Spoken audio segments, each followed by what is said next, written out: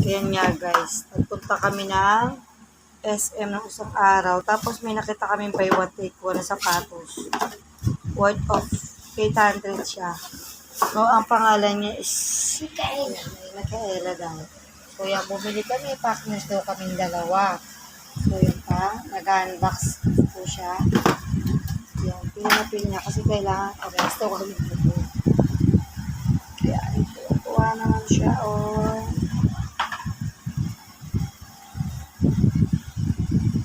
Sa'yo yan. Ito yung akin. Yan. Tapos yun naman yung kanya.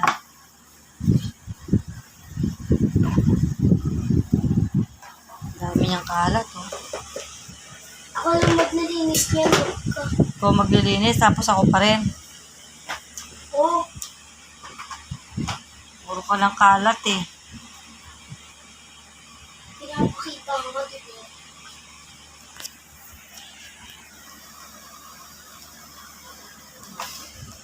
Ang dami-dami na ano siya. Kanya, akin. Lagyan pa. Lagyan natin ng ganito. Para hindi masira. Or hindi magulo. Oo, di lalagay yan. Lalagay mo, huwag mo tatanggalin. Yan. Yan yung mga couple. Masaya ka pa sa ganyan? Bakit ka masaya? Couple tayo eh. Ang mahal kaya niyan. Okay lang. 800 isa, tignan mo. Ang mahal kaya niyan, 800 isa, tapos nagpabili ka pa. Okay lang. Wala na tayong pera, pabili ka pa ng pabili. Di naman ako nagpabili. Ikaw una naghanap. Di nakita mo na yan.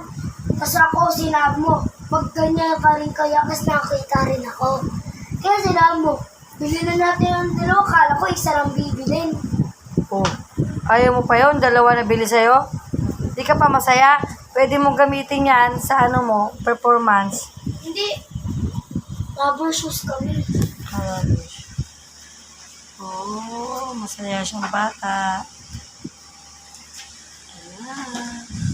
Tuntua siya. Ayan mo. Puro gastos yun, no? Kita puwet. Pit ko na. Pit mo na. Ilabas siya, tapos direct pit mo.